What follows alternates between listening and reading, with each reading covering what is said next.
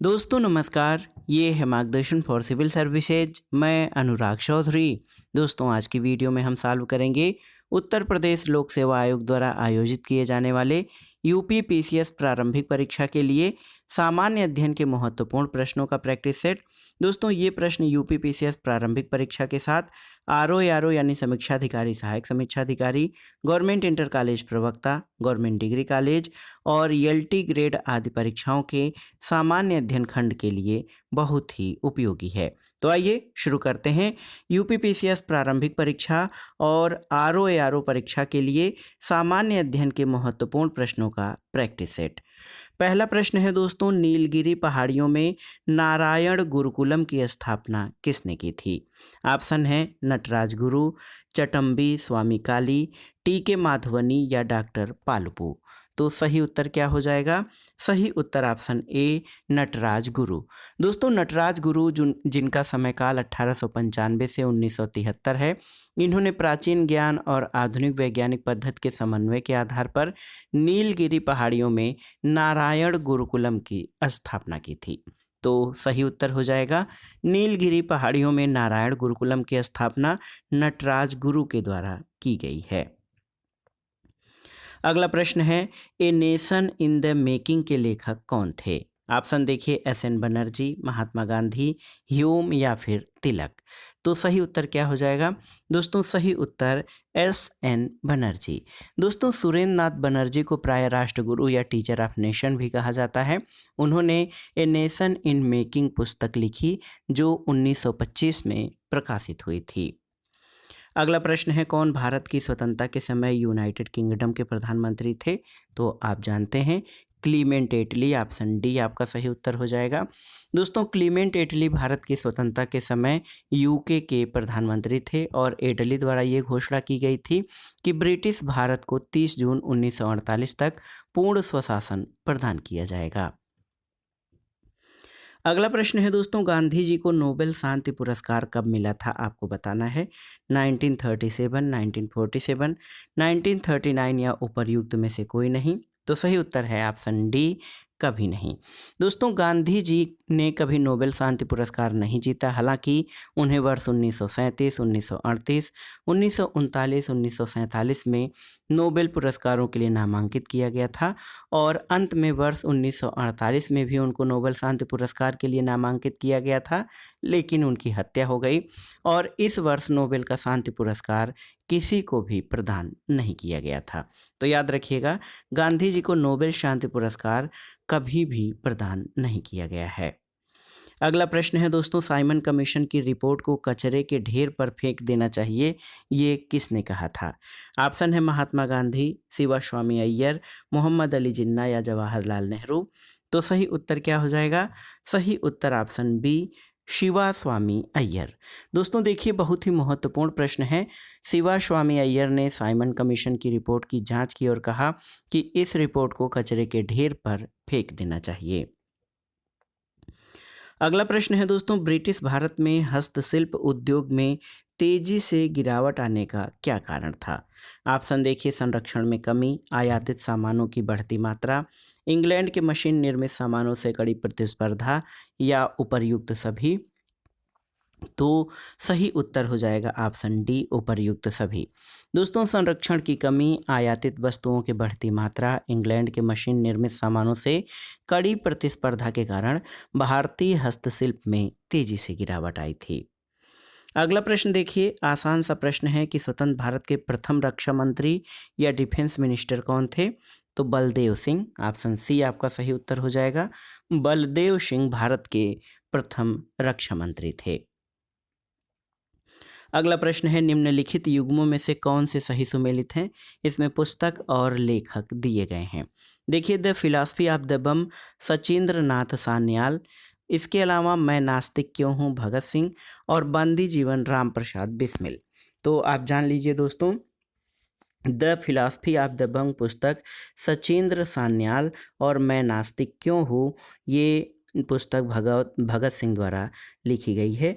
बंदी जीवन पुस्तक भी सचिंद्र सान्याल के द्वारा लिखी गई है, न कि राम प्रसाद बिस्मिल के द्वारा। तो एक और दो आपके सही हैं। ऑप्शन ए आपका सही उत्तर हो जाएगा। अगला प्रश्न है दोस्तों, निम्नलिखित घटनाक्रम को कालक्रम के अनुसार व्यवस्थित कीजिए और दिए गए कोड के आधार पर सही उत्तर चयनित कीजिए। इसमें आप देख सकते हैं दोस्तों, विजयनगर के कृष्णदेव राय का शासनकाल, कुतुब मीनार का निर्माण, पुर्तगालियों का भारत आगमन और मोहम्मद बिन तुगलक की मृत्यु। तो आप जान लीजिए, कुतुब मीनार का निर्माण कुतुबुद्दीन ऐबक से इल्तुतमिश के शासनकाल में हुआ था। मोहम्मद बिन तुगलक की मृत्यु कब हुई थी? तो ये 1351 में हुई थी। पुर्तगालियों का भारत आगमन 1498 में हुआ था। और आप जान लीजिए, कृष्णदेव राय का शासनकाल 1509 से 1529 था। तो सबसे पहले इसमें आप देखिए, कुतुब मीनार का निर्माण हुआ 2431। तो 2431 कौन सा ऑप्शन? ऑप्शन ए आपका सही उत्तर हो जाएगा, सही कालानुक्रम। अगला प्रश्न है दोस्तों, जौनपुर राज्य का अंतिम शासक कौन था? बताइए। तो सही उत्तर क्या हो जाएगा दोस्तों? जौनपुर राज्य का अंतिम शासक हुसैन शाह था। ऑप्शन बी आपका सही उत्तर है। और 1479 में बहलोल लोदी ने हुसैन शाह को पराजित करके जौनपुर को दिल्ली सल्तनत में मिला लिया था। अगला प्रश्न है, कृष्ण जीवन परक प्रेम वाटिका काव्य की रचना किसने की थी? रसखान, सूरदास, बिहारी या कबीर ने? तो सही उत्तर है, प्रेम वाटिका रसखान की रचना है। अगला प्रश्न है दोस्तों, भारत में बौद्ध इतिहास, परंपरा और संस्कृति के संबंध में निम्नलिखित युग्मों पर विचार कीजिए। विख्यात तीर्थ स्थान और अवस्थान। तो इसमें आप देखिए, ताबो मठ और मंदिर संकुल। ताबो मठ और मंदिर संकुल ये स्पीति घाटी सही है। लहोत्सव लाखांग मंदिर जास्कर घाटी सही नहीं है। और अलची मंदिर संकुल लद्दाख में ये आपका सही सुमेलित है। तो आप जान लीजिए, ताबो मठ और मंदिर संकुल स्पीति घाटी हिमाचल प्रदेश में है। जास्कर घाटी मुख्यतः लद्दाख क्षेत्र में है, जबकि लहोत्सव लाखांग मंदिर हिमाचल प्रदेश के जो है किन्नौर जिले में स्थित है। और अल्वी मंदिर संकुल ये लद्दाख में है, ये एक बौद्ध मठ है। तो 1 और 3 आपके सही होंगे। आप देखिए, केवल 1 और 3 ऑप्शन सी सही उत्तर है। अगला प्रश्न है दोस्तों, नीचे 2 कथन दिए गए हैं, जिनमें से एक अभिकथन और दूसरा कारण है। कथन है कि शिक्षा और संस्कृति के लिए सांस्कृतिक संसाधन और प्रशिक्षण केंद्र यानी सीसीआरटी की स्थापना 1979 में की गई। कारण है, सीसीआरटी का उद्देश्य शिक्षा को संस्कृति से जोड़ना था। तो सही उत्तर क्या हो जाएगा दोस्तों? सही उत्तर आपका हो जाएगा कि ए और आर दोनों सही हैं और आर ए की सही व्याख्या करता है। अगले प्रश्न पर आते हैं, निम्नलिखित युग्मों पर विचार कीजिए। देखिए, इसमें गतका एक पारंपरिक सामरिक कौशल या मार्शल आर्ट पंजाब में सही है। दूसरा है मधुबनी एक पारंपरिक चित्रकला बिहार में सही है। और सिंधे खबाब्स सिंधु दर्शन उत्सव ये जम्मू कश्मीर, ये आपका सही सुमेलित नहीं है। तो ये लेह में मनाया जाता है, सिंधे खबाब सिंधु दर्शन उत्सव ये लेह में, न कि जम्मू कश्मीर में। और गतका एक पारंपरिक सामरिक कौशल मार्शल आर्ट है पंजाब में। और मधुबनी के बारे में आप जानते हैं, ये एक पारंपरिक चित्रकला है जो बिहार में प्रचलित है। तो यहाँ पर आप देख सकते हैं कि 1 और 2 आपके सही हो जाएंगे। ऑप्शन ए सही उत्तर है। अगला प्रश्न है, सूची 1 को सूची 2 से सुमेलित कीजिए और नीचे दिए गए कोड से सही उत्तर का चयन कीजिए। आप देखिए दोस्तों, रचना और उनके लेखकों का मिलान करना है। तबकाते अकबरी निजामुद्दीन अहमद की रचना है। देखिए, निजामुद्दीन, तबकाते अकबरी ये निजामुद्दीन की रचना है। इसके अलावा तबकाते नासरी मिनहाजुद्दीन बिन सिराजुद्दीन, तारीख़ फ़िरोज़ शाही जियाउद्दीन बरनी की। और तारीख़ यामिनी ये किसकी रचना है? ये अल उतबी की रचना है। तो देखिए, 3 2 4 1 आपका सही सुमेलन होगा। 3 2 4 1 ऑप्शन ए। अगला प्रश्न, सूची 1 का सूची 2 से सुमेलन करना है और दिए गए कोड से सही उत्तर का चयन करना है आपको। आप देख सकते हैं दोस्तों, बहुत ही महत्वपूर्ण प्रश्न है। इसमें पंचायती राज से संबंधित समितियां और उनके वर्ष को मिलाना है आपको। यहाँ पर आप देख सकते हैं बहुत ही महत्वपूर्ण प्रश्न है दोस्तों। बलवंत राय मेहता समिति, तो बलवंत राय मेहता समिति कब गठित हुई थी आपको बताना है। बहुत ही महत्वपूर्ण प्रश्न है, आप देख सकते हैं दोस्तों। तो बलवंत राय मेहता समिति जो है ये 1957 में, यहाँ पर मिलान करिए 1957 में, अशोक मेहता समिति 1977 में, और GV राव समिति 1985 में, LM सिंघवी समिति 1986 में। तो सही सुमेलन क्या हो जाएगा? सीधे सीधे 1 2 3 4, ऑप्शन ए आपका सही उत्तर हो जाएगा। अगला प्रश्न है, निम्नलिखित पर विचार कीजिए और दिए गए कोट से सही उत्तर का चयन कीजिए। कथन है 1992 का 73वां संविधान संशोधन अधिनियम पंचायत के चुनावी मामलों में न्यायालय के हस्तक्षेप पर रोक लगाता है। कारण है कि किसी भी पंचायत के चुनाव को राज्य विधानमंडल द्वारा निर्धारित प्राधिकारी अथवा तरीके के अलावा चुनौती नहीं दी जाएगी। तो सही उत्तर क्या हो जाएगा दोस्तों? सही उत्तर आपका हो जाएगा, बहुत ही ये महत्वपूर्ण प्रश्न है और इस प्रश्न का सही उत्तर ए और आर दोनों सही हो जाएंगे और आर ए की सही व्याख्या करता है। और अगर इस प्रश्न की व्याख्या आप देखेंगे तो पाएंगे कि 1992 का 73वां संविधान संशोधन अधिनियम पंचायत के चुनावी मामलों में न्यायालय के हस्तक्षेप पर रोक लगाता है। इसमें कहा गया है कि निर्वाचन क्षेत्र और इन निर्वाचन क्षेत्रों में सीटों के आवंटन संबंधी मुद्दों को न्यायालय के समक्ष पेश नहीं किया जा सकता। इसमें यह भी उल्लिखित है कि किसी भी पंचायत के चुनाव को राज्य विधानमंडल द्वारा निर्धारित प्राधिकार अथवा तरीकों के अलावा चुनौती नहीं दी जाएगी। अगला प्रश्न है दोस्तों, निम्नलिखित कथनों में से कौन सा सही नहीं है आपको बताना है। देखिए, पहला है कि 1688 में भारत का पहला नगर निगम मद्रास में स्थापित हुआ था। देखिए, बहुत ही महत्वपूर्ण प्रश्न है। नगरीय शासन की प्रणाली को 74वें संविधान संशोधन अधिनियम 1992 के द्वारा संवैधानिक दर्जा दिया गया था। लॉर्ड रिपन का 1882 का संकल्प स्थानीय स्वशासन के लिए मैग्ना कार्टा की हैसियत रखता है और लॉर्ड रिपन को भारत में स्थानीय स्वशासन का पिता कहा जाता है।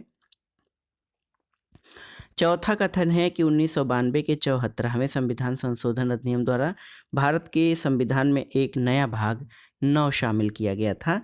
तो यही केवल एक गलत है, अन्य तीनों कथन सही हैं, क्योंकि आप जान लीजिए कि 1992 का 74वां संविधान संशोधन अधिनियम भारतीय संविधान में भाग 9 का शामिल करता है, भाग 9 नहीं। और भाग 9 ये 73वें संविधान संशोधन से संबंधित है। अगला प्रश्न है दोस्तों, जनगणना 2011 के अनुसार सर्वाधिक औसत साक्षरता वाले 4 जिलों का अवरोही क्रम क्या है? तो इसमें आप देख सकते हैं गौतम बुद्ध नगर, कानपुर नगर, औरैया और इटावा। ऑप्शन सी सही उत्तर हो जाएगा। जनगणना 2011 के अनुसार सर्वाधिक औसत साक्षरता वाले 4 जिले हैं गौतम बुद्ध नगर, कानपुर नगर, औरैया और इटावा। अगला प्रश्न है, सूची 1 का सूची 2 से सुमेलन कीजिए। सूची 1 में क्षेत्र और सूची 2 में खनिज दिए गए हैं। तो आप देख सकते हैं झांसी चूना पत्थर के लिए, इलाहाबाद से सीसा बालू या मोनोजाइट का जो है उत्पादन होता है, ललितपुर से तांबा और मिर्ज़ापुर से नॉन प्लास्टिक फायर क्ले। तो यहाँ पर देखिए 4 2 1 3, 4 2 1 3, ऑप्शन ए सही सुमेलन हो जाएगा। एक प्रश्न एक स्मारक के बारे में पूछा गया है कि बहू बेगम का मकबरा कहाँ पर स्थित है। तो ये यूपी स्पेशल के लिए महत्वपूर्ण प्रश्न है। ऑप्शन है आपके आजमगढ़, लखनऊ, फैज़ाबाद या शाहजहाँपुर। तो सही उत्तर है फैज़ाबाद, जिसका नाम अब अयोध्या कर दिया गया है। तो बहू बेगम नवाब शुजाउद्दौला यानी जो अवध के नवाब शुजाउद्दौला थे उनकी पत्नी थी। बहू बेगम का मकबरा फैज़ाबाद में स्थित है। अगला प्रश्न है, निम्नलिखित कथनों पर विचार कीजिए। पहला है कि गंगा नदी बिजनौर से उत्तर प्रदेश में प्रवेश करती है और दूसरा है यमुना नदी यमुनोत्री ग्लेशियर से निकलती है। तो इसमें कौन सा कथन सही है? दोनों ही कथन आपके सही है, क्योंकि गंगा नदी गंगोत्री से निकलती हैं, ये उत्तर प्रदेश में बिजनौर में प्रवेश करती हैं।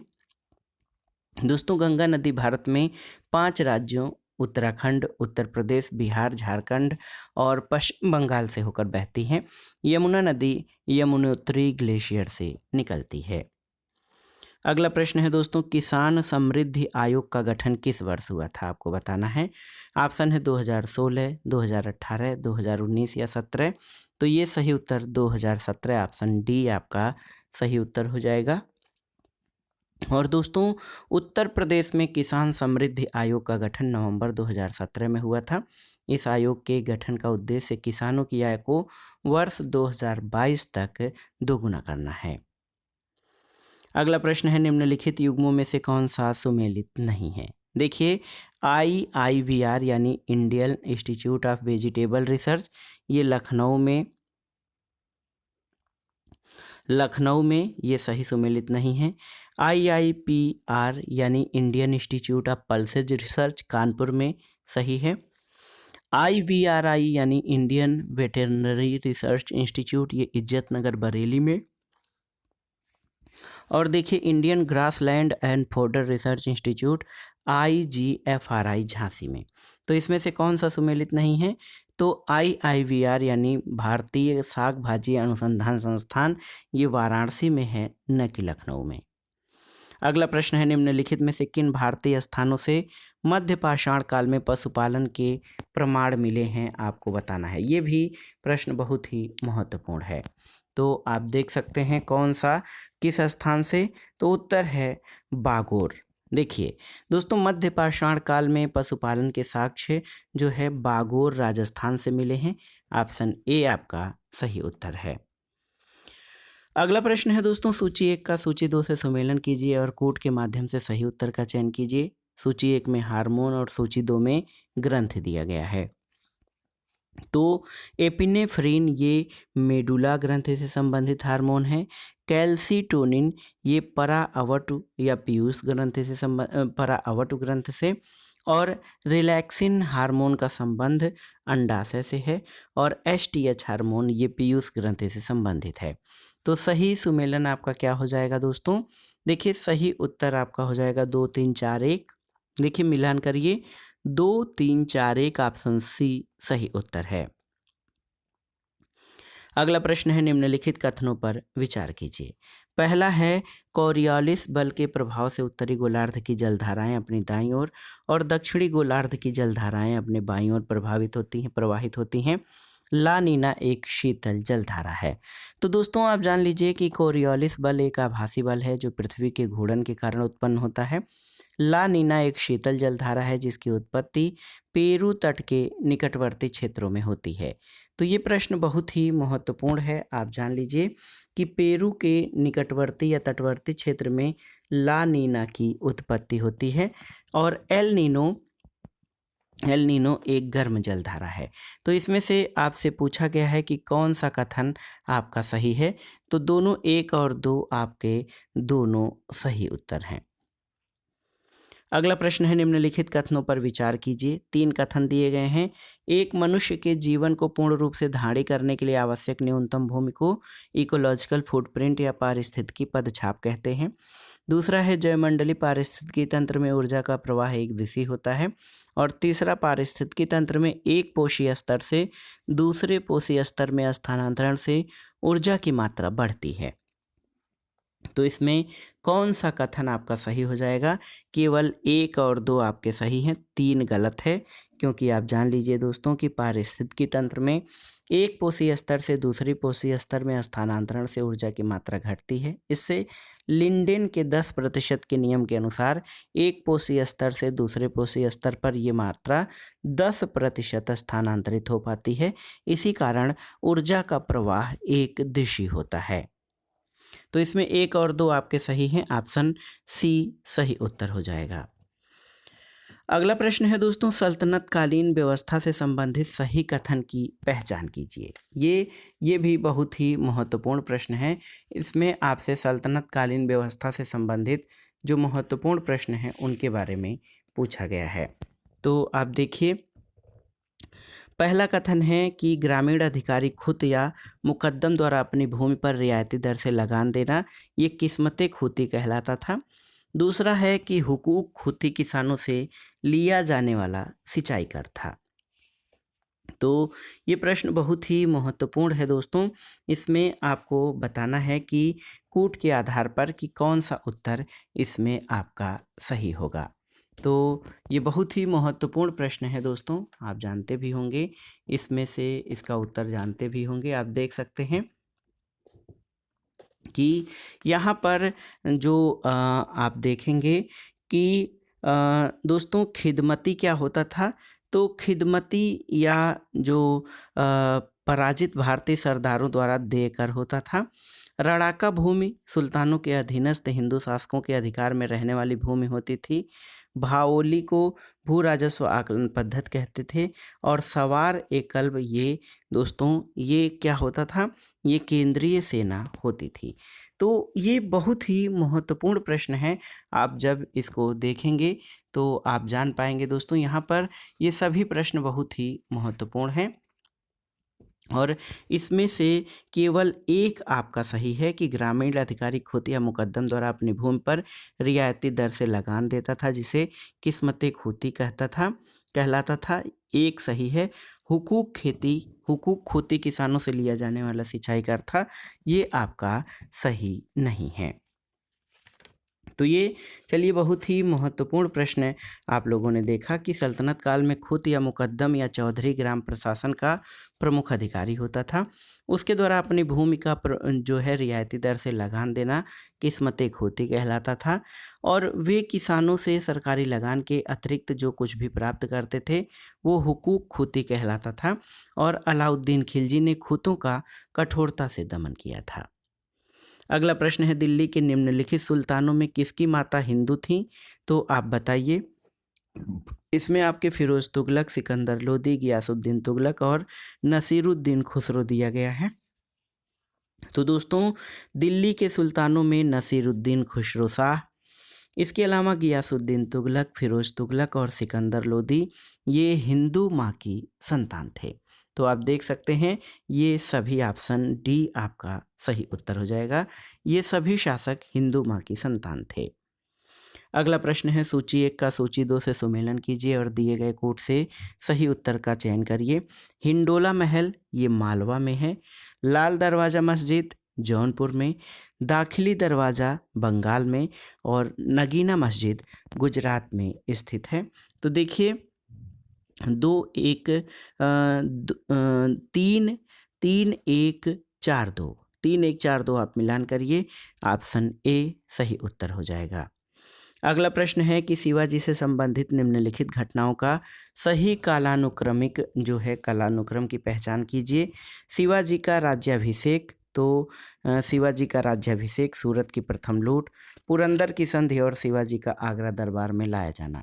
तो इसमें सही क्रम क्या होगा दोस्तों, यहाँ पर आप देख सकते हैं सही क्रम में सबसे पहले सूरत की लूट हुई थी। सूरत की लूट कब हुई थी आप जान लीजिए। सूरत की लूट जो है शिवाजी ने 1664 में सूरत की लूट को अंजाम दिया था। इसके बाद आप देख सकते हैं कि फिर पुरंदर की संधि हुई थी 1665 में। और इसके बाद शिवाजी का आगरा दरबार में जाना। तो शिवाजी आगरा दरबार में कब गए थे? 1666 में, 1666 में। और शिवाजी का राज्याभिषेक ये 1674 में हुआ था। तो सही क्रम हो जाएगा दोस्तों, सही क्रम आपका 2 3 4 1 हो जाएगा। ऑप्शन सी सही उत्तर है। अगला प्रश्न है, सूची 1 का सूची 2 से मिलान कीजिए और दिए गए कोड से सही उत्तर का चयन कीजिए। सालबाई की संधि 1782 में हुई थी, याद रखिएगा। बसीन या भसीन की संधि 1802 में हुई थी। बड़ा गांव की संधि 1779 में। और सूरत की संधि आपकी 1775 में हुई थी। तो सही मिलान क्या हो जाएगा दोस्तों? सही मिलान 4 1 2 3 हो जाएगा। ऑप्शन डी सही उत्तर है। अगले प्रश्न पर आते हैं। 1857 के विद्रोह स्थल, इनका मिलान उसके नेतृत्वकर्ताओं से करना है। फैजाबाद में 1857 के विद्रोह का नेतृत्व मौलवी अहमदुल्ला ने, बरेली में खान बहादुर खान ने, उड़ीसा में दोस्तों सुरेंद्र शाही और असम में मनीराम दत्त ने। तो देखिए 4 3 1 2, 4312 आपका सही उत्तर हो जाएगा। ऑप्शन बी सही उत्तर है। अब बढ़ते हैं अगले प्रश्न की तरफ दोस्तों। देखिए अगला प्रश्न है, सूची 1 का सूची 2 से मिलान कीजिए और दिए गए कूट से सही उत्तर का चयन कीजिए। देखिए, भील विद्रोह के नेता मोतीलाल तेजावर थे, ए का चौथा हो जाएगा। कोल विद्रोह अगर जो देखें गंगा नारायण, तो कोल विद्रोह के नेतृत्वकर्ता गंगा नारायण। रामोसी विद्रोह चित्तर सिंह और सवार आंदोलन राधा कृष्ण दंड सेना इसके नेतृत्वकर्ता थे। तो 4, 3, 1 और 2 आपका सही उत्तर हो जाएगा। 4, 3, 1, 2 ऑप्शन बी सही उत्तर है। अगला प्रश्न है कि निम्नलिखित कथनों पर विचार कीजिए और सही उत्तर का चयन कीजिए। राष्ट्रीय पादप अनुवांशिकी संस्थान ब्यूरो ये नई दिल्ली में है, बिल्कुल सही है। राष्ट्रीय पशु अनुवांशिक संसाधन ब्यूरो करनाल में है, सही है। राष्ट्रीय मत्स्य अनुवांशिकी संसाधन ब्यूरो लखनऊ में है, सही है। और लोहा बर्राक अभ्यारण्य पश्चिम बंगाल में है, ये आपका सही नहीं है। तो कहाँ है? तो दोस्तों आप जान लीजिए कि लोहा बर्राक अभ्यारण्य भारत का समुद्री संरक्षित क्षेत्र है, जो कि दक्षिणी अंडमान में है। और अंडमान में ही रानी झांसी राष्ट्रीय उद्यान, महात्मा गांधी समुद्री राष्ट्रीय उद्यान और बट्टन राष्ट्रीय उद्यान है, जो संरक्षित समुद्री क्षेत्र हैं। तो इसमें 1, 2 और 3 सही होंगे। ऑप्शन बी सही उत्तर हो जाएगा। अगला प्रश्न और आज की वीडियो का आखिरी प्रश्न है, सूची 1 का सूची 2 से सुमेलन करना है। इसमें लेखक और समाचार पत्र पत्रिकाएं हैं। आप देख सकते हैं दोस्तों, ए डांगे इन्होंने द सोशलिस्ट पत्र का संपादन किया था। मुजफ्फर अहमद ने नवयुग, वी.एन. मांडलिक ने नेटिव ओपिनियन और जूलियन रॉबिन्सन ने पायनियर समाचार पत्र शुरू किया था। तो 4, 1, 2, 3 यहाँ पर 4, 1, 2, 3 ऑप्शन सी सही उत्तर हो जाएगा। तो दोस्तों ये था आज का वीडियो यूपीपीसीएस प्रारंभिक परीक्षा के लिए सामान्य अध्ययन प्रथम प्रश्न के महत्वपूर्ण प्रश्नों का प्रैक्टिस सेट। चूँकि परीक्षा में कुल 150 प्रश्न आते हैं सामान्य अध्ययन प्रथम प्रश्न पत्र में, और इसमें 100 प्लस 110 प्लस प्रश्न करना जरूरी होता है। इसी क्रम से हम छोटे छोटे भागों में यूपीपीसीएस प्रारंभिक परीक्षा के महत्वपूर्ण प्रश्नों को कवर कर रहे हैं। तो ये प्रैक्टिस सेट आपके लिए कितना लाभदायक हो रहा है, कितना अच्छा लग रहा है, हमें कमेंट बॉक्स में ज़रूर बताइएगा। वीडियो को लाइक करें, शेयर करें और इस चैनल मार्गदर्शन फॉर सिविल सर्विसेज को सब्सक्राइब करें। वीडियो देखने के लिए धन्यवाद दोस्तों, नमस्कार।